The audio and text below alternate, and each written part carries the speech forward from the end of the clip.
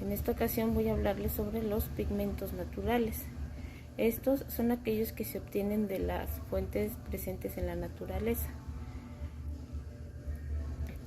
Los pigmentos naturales difieren ampliamente en su estructura química y en su origen.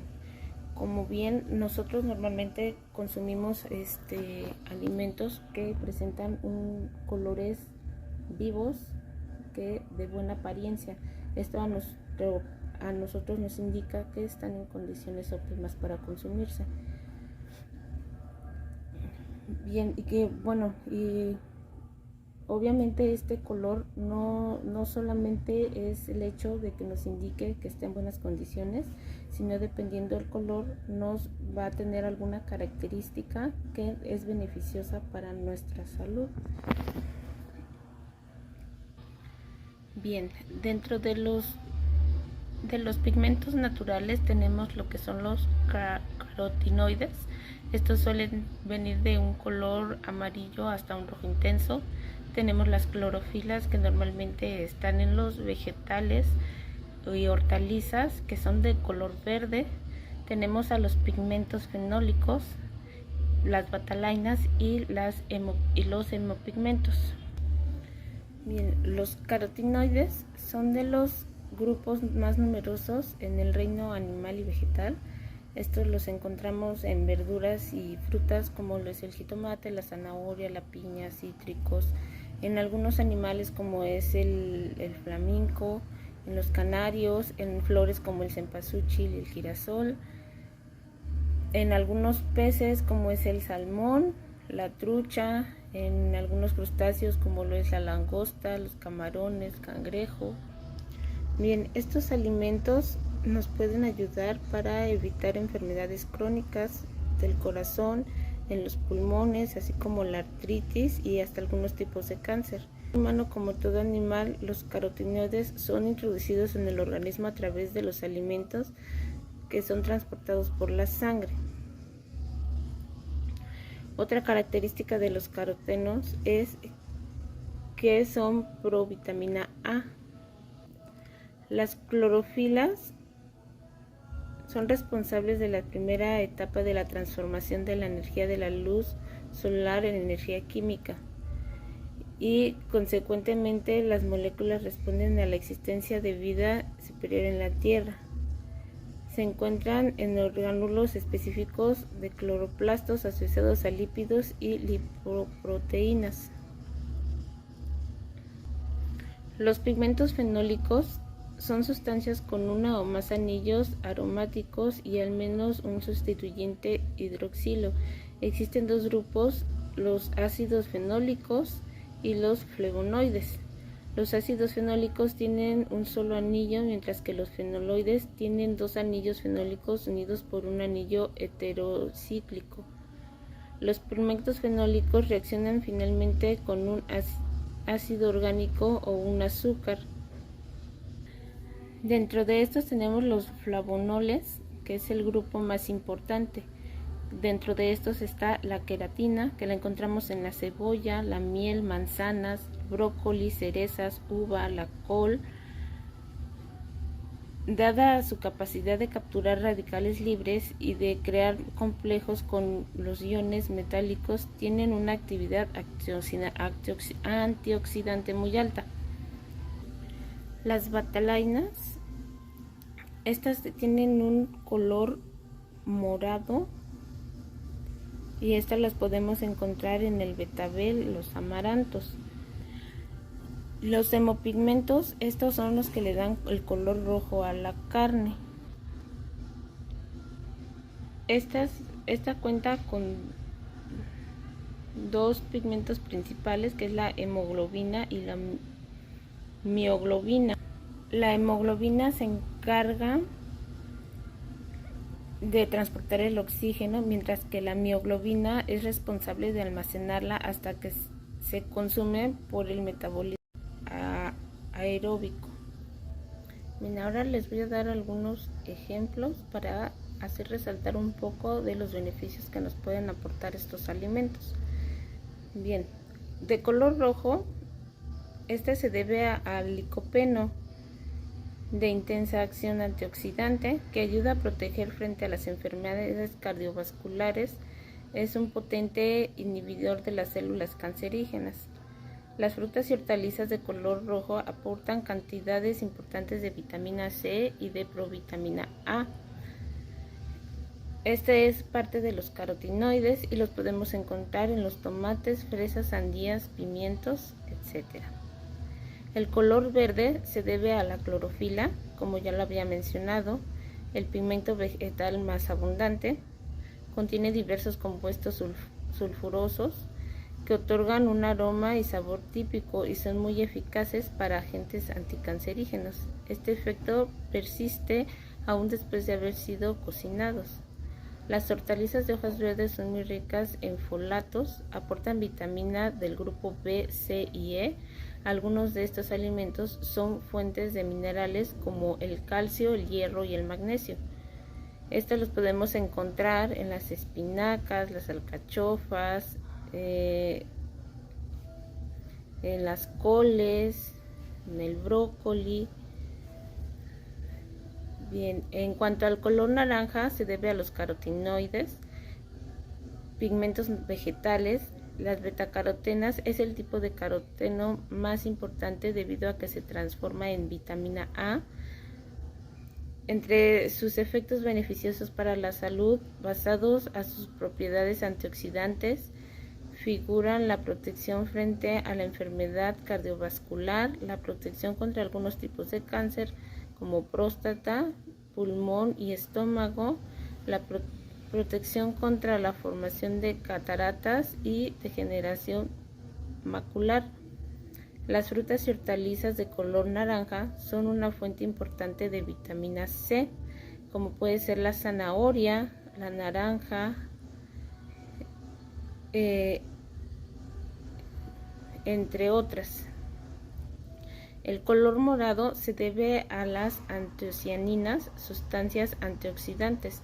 Su consumo se asocia a una reducción del riesgo de enfermedades crónicas, sobre todo enfermedades cardiovasculares, cáncer, cataratas, en folatos. Aportan vitamina del grupo B, C y E.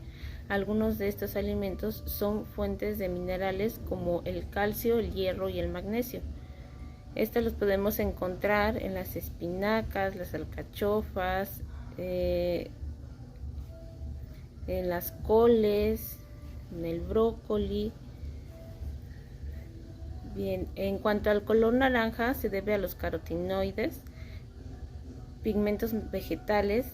Las betacarotenas es el tipo de caroteno más importante debido a que se transforma en vitamina A.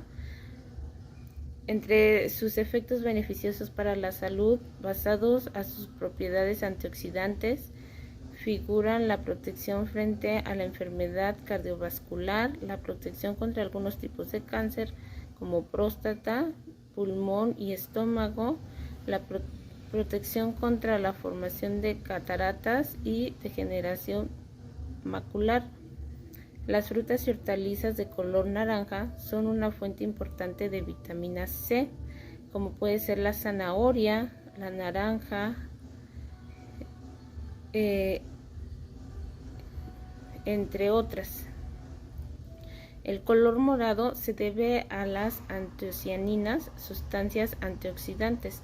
Su consumo se asocia a una reducción del riesgo de enfermedades crónicas, sobre todo enfermedades cardiovasculares, cáncer, cataratas, disfunción inmune y cognitivas.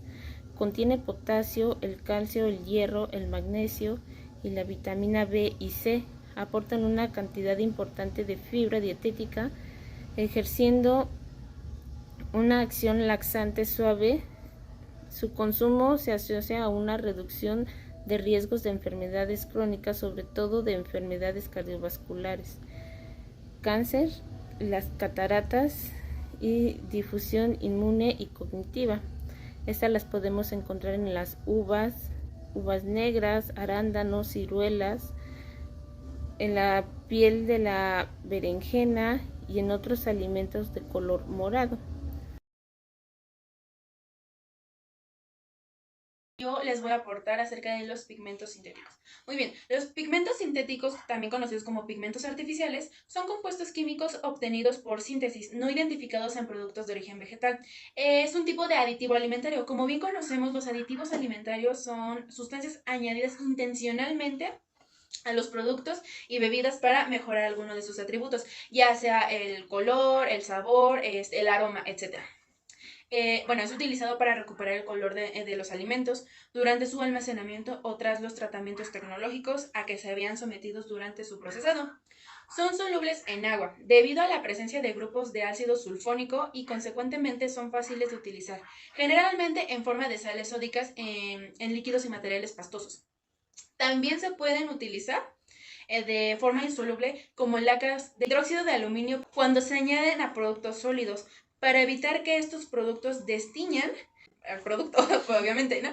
En este segundo caso, el colorante representa solamente entre el 10% y el 40% del peso total, además de muchos más fáciles de utilizar que los colorantes naturales. Los colorantes artificiales son también en general más resistentes a los tratamientos térmicos, pHs extremos, luz, etcétera, que los colorantes naturales.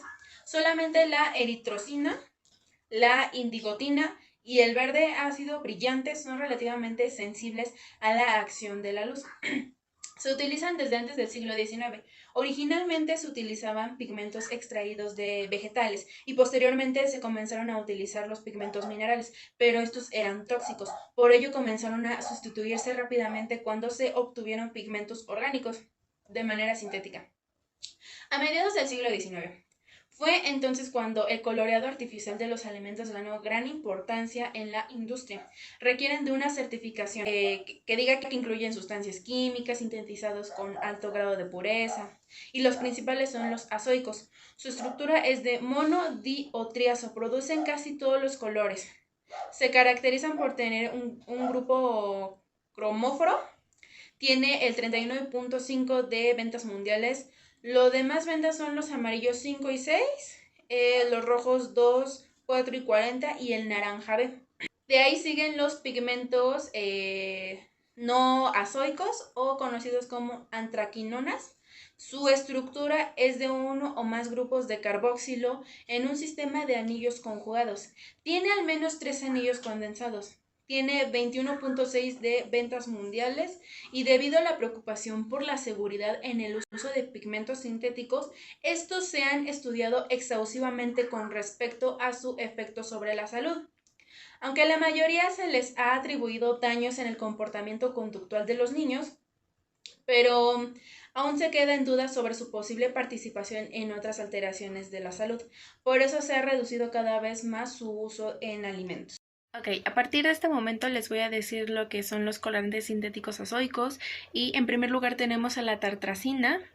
E102 es un color amarillo limón, es el colorante que produce más reacciones alérgicas y es sospechoso de dejar residuos de sustancias cancerígenas. El siguiente es el amarillo anaranjado S o amarillo sol FCF, también conocido como E110. Es un color amarillo anaranjado, aparece en bebidas no alcohólicas, helados, caramelos, botanas, etc. El siguiente es el azorubina carmoicina E122. Es un color rojo, este colorante se usa para conseguir color frambuesa en caramelos y así. El siguiente es el amaranto E123, es un color rojo presente en caramelos, productos de pastelería y licores. El siguiente es el rojo cochinilla A o rojo ponceo 4R, también conocido como E124. Es un color artificial cuyo nombre no tiene nada que ver con la auténtica cochinilla E120, que es un colorante natural. Este se utiliza para dar el color fresa a los caramelos. El siguiente es el rojo 2G E128. Es un color rojo sintético poco usado. El siguiente es rojo Ayura AC E129. Es un color rojo obtenido sintéticamente mediante acoplamiento azoico del petróleo.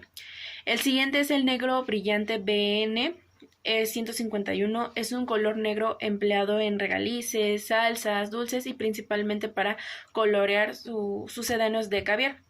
El siguiente es marrón FK E154. Es un color marrón. en concentraciones altas puede acumularse en los riñones y en vasos linfáticos. El siguiente es marrón HT, también conocido como E155, es un color marrón rojizo, presente en galletas, postres, condimentos, salsas, pescado ahumado, sopa, aperitivos, etc. El siguiente es litorrubina BK E180, es también conocido como pigmento rubí o carmín 6B. Ok, a partir de este momento voy a decir lo que son los colorantes no azoicos. Ok, colorantes sintéticos no azoicos. En primer lugar está el amarillo de quinoleína E104, se conoce también como amarillo de quinolina o amarillo ácido 3. El siguiente es la eritrocina E127, que es un color rojo. El siguiente es azul patentado B, E131, que es un color azul, también conocido como con el nombre de azul sulfán. El siguiente es indigotina o carmín de índigo, E132. Este colorante es el único representante de la familia de colorantes conocida como indigoides, que se puede utilizar legalmente para colorear alimentos. El siguiente es azul brillante FCF, conocido como E133. Es un color azul sensible a los oxidantes, como la lejía y a la luz. Y el siguiente es el verde ácido brillante BS E142, también conocido como verde ácido brillante BS. Bueno, hasta aquí ya es mi aportación y pues muchísimas gracias.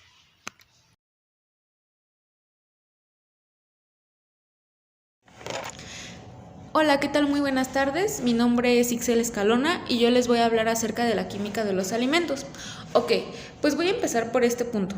¿Qué es la química? Bueno, pues la química es una de las ciencias que nos da el conocimiento o los conocimientos necesarios para producir cualquier sabor y ponerlo en nuestros platillos. Ahora, me voy a ir. ¿Qué es el sabor y cómo lo percibimos? El sabor es una sensación que producen los alimentos u otras sustancias en el gusto. Dicha impresión nos determina que el 80% lo percibimos por el olfato y solamente un 20% es restante al paladar y la lengua. Ahora, actualmente conocemos 5 sabores, que es el salado, el amargo, el dulce, el ácido y el umami. Muy bien. Dichos sabores que nos dan los alimentos son introducidos a la boca, son disueltos en la saliva, penetrando las papilas gustativas a través de los poros que hay en la lengua. Estas células nerviosas poseen en su parte superior filamentos que dan respuesta a nuestro cerebro y eso genera una sustancia, generando el impulso nervioso que llega al cerebro y se transforma en sensación de sabor. Llamamos componentes químicos a las sensaciones que producen los sabores en nuestro paladar, ¿ok? Ya sea dulce, salado, como bien mencionaba. Esto hace una producción química en tu cerebro y es lo que te da una sensación agradable o desagradable del sabor. Los tipos de sabores que hay son 5, que son el dulce, el salado, el amargo, ácido y umami, que este último recientemente se considera un sabor ya que, bueno, fue visto en Japón y es lo que se usa más en las comidas asiáticas. Y bueno, empezamos con el tipo de sabor dulce, perdón, y el tipo de sabor dulce, es aceptado de manera global como uno de los principales sabores más placenteros, perdón. Y esto es porque al hacer contacto con nuestras papilas gustativas de la lengua, esto nos da un placer de sentir algo dulzoso en nuestra boca. Por otra parte, los alimentos que contienen mayor cantidad de carbohidratos son percibidos dulces. Sin embargo, los que son saborizantes artificiales en sí no se perciben como si fueran dulces, ya que estos nos están alterados químicamente y no hacen que el sabor sea 100% el original. Sin embargo, cuando no se procesa, el sabor es 100% original. Y por ejemplo, El sabor dulce lo podemos encontrar como por ejemplo en los dulces, en frutas, en bebidas inclusive. Y los sabores amargos estos son interpretados como desagradables, ya que por ser amargos no se tiene en muchas culturas son los que vienen en los venenos. Entonces al venir de un veneno, pues obviamente cuando es amargo su pH es bajo. Es alto. Entonces no es así como que algo que digas, wow, qué rico, lo quiero comer. Y lo amargo lo podemos encontrar igualmente en dulces, en frutas y entre otros comidas. Inclusive en las verduras o bebidas. Los sabores salados responden a la capacidad específica de las papilas gustativas ubicada en ambos lados de la parte delantera de la lengua. La detección se hace mediante canales iónicos capaces de detectar los iones solubles de sodio, potasio y otros metales alcalinos. Y esto es por eso que los alimentos son salados, porque tienen más cantidad de sodio, potasio, otros metales alcalinos, y se puede encontrar como por ejemplo en un ejemplo es la sal, obviamente, otro sería en las saladitas y así posteriormente. Y incluso ya todos los alimentos casi contienen sal, es muy raro que no lo contengan, pero todos ya la contienen. El sabor ácido se identifica también con el sabor agrio. Esto es porque son detectados por las papilas gustativas de la lengua ubicadas a ambos lados de la parte posterior de la misma. Los sensores de estas papilas gustativas detectan los canales iónicos, que son los iones de hidronio, que forman al haber ácido en presencia del agua. Algunos ejemplos de comidas ácidas son las uvas, las naranjas, los limones, las manzanas y las leches. Por ejemplo, cuando la leche no se usa todavía y la llegan a probar o ya está próxima a descomponerse, se siente un poco ácida. Y bueno, eso es esto. La manzana, cuando todavía no está también se siente ácido.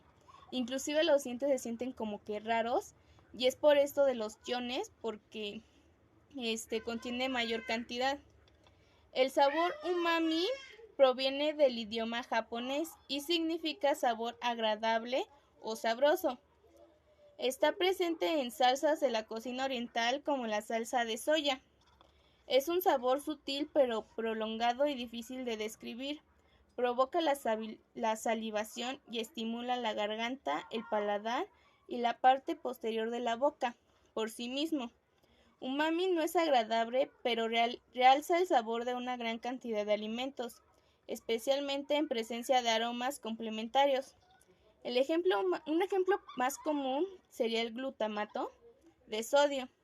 El umami es una salsa de soya, como se dice, que se usa en comidas asiáticas y se puede encontrar como en el kimchi, en el ramen, en el kimbap, entre otros. Y esto es porque, como dicen, no es un sabor, es un sabor como dulce. Bueno, en mi perspectiva, que yo ya lo probé, es un sabor entre dulce y amargo, pero cuando tú lo llegas a probar sí solo, te sabe agrio, amargo, incluso no tiene casi sabor. Pero si lo llegas a incorporar en una de estas comidas, sí tiene sabor. Inclusive saca olor como a pescado un poco, porque tiene varias hierbas. El sabor dulce se detecta principalmente en las papilas gustativas de la punta de la lengua. El sabor amargo se detecta mediante las papilas gustativas ubicadas en la parte posterior de la lengua. El sabor salado responde a la capacidad específica de las papilas gustativas ubicadas a ambos lados de la parte delantera de la lengua. El sabor ácido es detectado por las papilas gustativas de la lengua ubicadas a ambos lados de la parte posterior de la misma. El sabor umami es un sabor sutil pero prolongado y difícil de describir. Provoca la salivación y estimula la garganta, el paladar y la parte posterior de la boca. Ahora toca el turno de hablar de los mecanismos de generación de aromas y sabores. Las principales reacciones en la generación de los compuestos responsables del aroma y el sabor son la hidrólisis y la oxidación de lípidos, las reacciones enzimáticas, las reacciones de oscurecimiento no enzimático y las reacciones fotoquímicas. Los compuestos del sabor son moléculas que pueden ser no volátiles, que quiere decir que tienen baja presión de vapor, como por ejemplo la glucosa o sacarosa, y solo estimulan el gusto. Y tenemos a las volátiles, que al entrar en contacto con la boca se volatilizan y generan aromas, pero a su vez también estimulan el gusto. Estos compuestos derivan de la hidrólisis de proteínas, carbohidratos, lípidos, ribonucleicos y pigmentos. Se les considera biopolímeros y tienen muy poco efecto en el gusto, pero los productos provenientes de la hidrólisis generan sabores dulces, salados, amargos, ácido y el umami, que es ese sabor que conocemos como delicioso, en alimentos y en bebidas. Por otra parte, los compuestos del aroma son compuestos volátiles de bajo peso molecular generados por la oxidación de lípidos, reacciones de Maillard, caramelización, degradación y por la interacción de los productos de estas reacciones.